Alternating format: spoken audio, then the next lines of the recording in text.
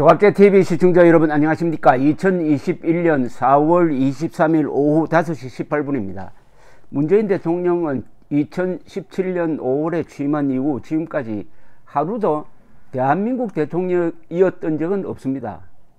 전라도 대통령, 좌파 대통령, 김정은의 대통령, 그리고 자칭 진보 세력의 대통령, 그리고 민변의 대통령, 민노총의 대통령, 패거리의 대통령 이었던 적은 있지만은 헌법을 수호하고 국가의 계속성을 유지하고 그 다음에 국가의 독립을 유지하라는 헌법의 명령을 받은 그런 국민 전체의 대통령이었던 적은 단 하루도 없습니다.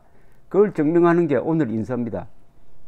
세월호 참사 진상규명 특별검사로 이현주 변호사라는 사람을 임명을 했는데 이 사람이 민변 출신입니다. 여러분, 민변이라고 하면 대충 이미지가 떠오르죠. 민변 출신입니다. 민변. 그런데 오늘 오후 3시 청와대 본관에서 이 변호사에게 특검 임명장을 수여했습니다. 정식 직책이 이렇게 길어요. 4.16 세월호 참사 증거자료 조작 편집 의혹 사건 진상규명을 위한 특별검사. 도대체 무슨 말인지 알 수가 없습니다. 4.16 세월호 참사라고 하면 안 되죠.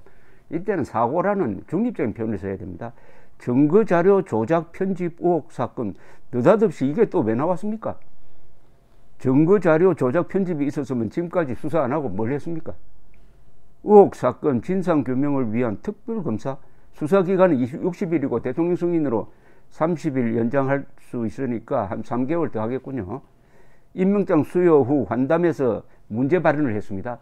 세월호 참사는 피해자와 유가족뿐 아니라 우리 사회에 큰 상처와 한을 남긴 사건으로 7년이 지난 지금까지도 의혹이 남아있는 안타까운 일이다. 세월호 사고와 관련해서 무슨 의혹이 있습니까? 의혹이 있다고 문재인 대통령이 지정해 준 게 다 의혹이 아닌 걸로 밝혀졌지 않습니까? 예를 하나 들면은 2018년 7월 27일 정군 지휘관 회의에서 문재인 대통령이 세월호 세월호 가족들에 대한 기무사의 사찰은 불법이다, 일탈행위다 라고 지적을 하면서 철저한 수사를 주문을 했는데 그 수사로 해서 무슨 일이 벌어졌습니까? 이재수 당시 기무사령관이 구속영장이 기각된 다음에 투신 자살을 했지 않습니까?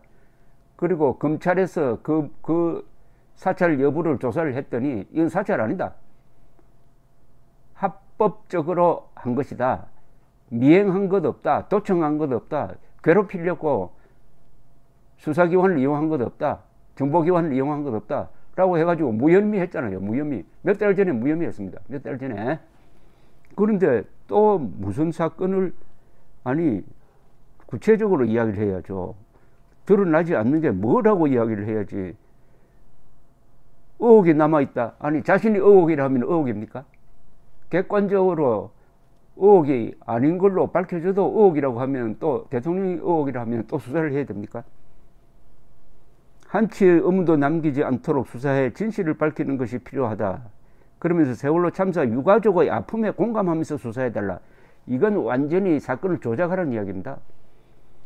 사실에 따라 조사를 해야지 유가족의 아픔에 공감하면서. 아니 유가족들은 지금 해경 관련자들이 기소돼 가지고 재판을 받아 가지고 무죄가 나오면은 계속 불평을 이야기를 합니다. 불만을 이야기합니다. 그 사람들이 유죄를 선고받았어야 한다고 이야기합니다. 그러면 문재인 대통령은 지금 그렇게 수사를 하라는 거 아닙니까? 유가족의 아픔에 공감하면서 수사해달라. 이거는 완전히 불법적인 수사 짓입니다.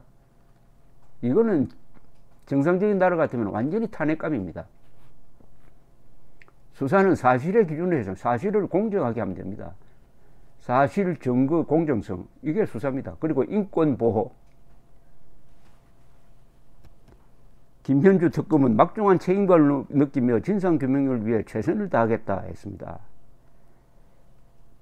문 대통령의 특검 임명은 전날 국회 세월호 참사 진상규명 특검 후보 추천위원회가 이현주, 장성근 변호사를 특검 후보자로 추천한 지 하루 만에 일어났는데, 민주사회를 위한 변호사 모임, 즉 민변 대전 충청 지부장을 지낸 이 특검은 노무현 정부 시절인 2006년에서 2007년 사이 법무부 인권정책과장을 맡았습니다. 문 대통령은 세월호 사고 7주기인 지난 16일 소셜미디어에서 지난해 국회에서 사회적 참사 진상규명 특별법 개정안과 특검이 통과돼 진실에 한 걸음 더 다가갈 수 있는 계기가 마련됐다.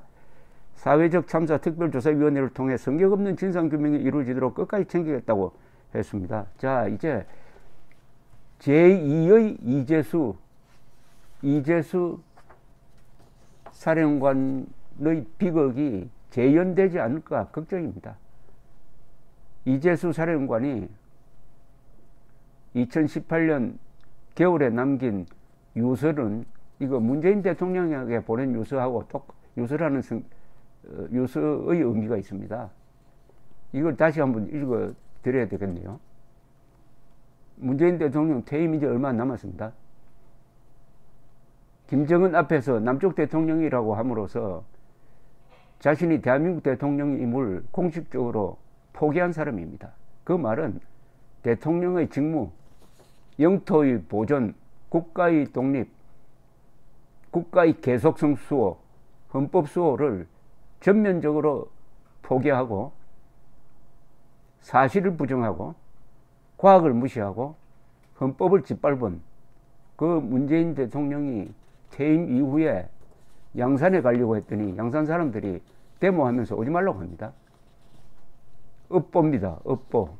아니, 남쪽 대통령이라고 했으니까 대한민국 대통령이 아니고 남쪽 대통령이라고 했으니까 대한민국에서 살 자리를 마련할 수 있을까요? 대한민국이 없잖아요. 생일까지 지웠잖아요. 그럼 남쪽으로 가야지. 문재인 대통령이 남쪽 어딘가 가야 됩니다. 그 남쪽 어딘가는 어딘지는 잘 모르겠어요. 혹자는 일편단심으로 그렇게 잘 해준 저 광주 전라도로 가야 된다는 사람도 있고, 제주로 가야 되는 사람도 있고, 평양에 가야 된다는 사람도 있는데, 그건 다 문재인 대통령이 고려해서 결정하겠지만은 이제 임기를 이제 11개월 정도 이제 약 1년 남겨놓고 또 이런 인사를 하고 있습니다. 이런 인사를 이재수 전 기무사령관, 군복을 30년 동안 입었던 반듯한 삼성 장군이 남긴, 죽음을 선택하기 전에 남긴 글이란 걸 생각하시고 한번 들어주시기 바랍니다. 세월호 사고 시 기무사와 기무부대원들은 정말 헌신적으로 최선을 다했음. 5년이 다 되어가는 지금 그때의 일을 사찰로 단죄한다니 정말 안타깝다. 이거 문재인한테 하는 이야기입니다. 지금까지 살아오며 한 점 부끄러움 없이 살았지만 전역 이후 복잡한 정치 상황과 얽혀 제대로 된 일을 할 기회를 얻지 못했다. 지금 모처럼 여러 비즈니스를 의욕적으로 추진하고 있는 점에 이런 일이 발생하여 여러 사람에게 미안하다. 영장 심사를 담당해준 판사님께 경의를 표하며 이번 일로 어려운 지경에 빠지지 않기를 바랄 뿐이다. 자신에게 청구된 영장을 기각한 판사가 저 문재인 지지 세력으로부터 혹시 당할까 싶어서 이렇게 배려까지 하고 목숨을 끊었습니다. 검찰 측에게도 미안하며 내가 모든 것을 안고 가는 거로 하고 모두에게 관대한 처분을 바랍니다. 군, 검찰 및 재판부에 간곡하게 부탁합니다. 가족, 친지 그리고 나를 그동안 승원해준 모든 분들께 정말 죄송하며 용서를 구합니다. 군을 사랑했던 선후배 동료들께도 누를 끼쳐 죄송하고 다시 한번 사과를 드립니다. 사랑하는 가족들도 더욱 힘내서 열심히 살아가길 바랍니다. 60평생 잘 살다가 갑니다. 모두들 안녕히 계십시오. 이재수 배상. 문재인 대통령이 이 유서를 읽었는지 안 읽었는지 모르지만은 언제는 이 유서와 마주할 날이 올 겁니다. 감사합니다.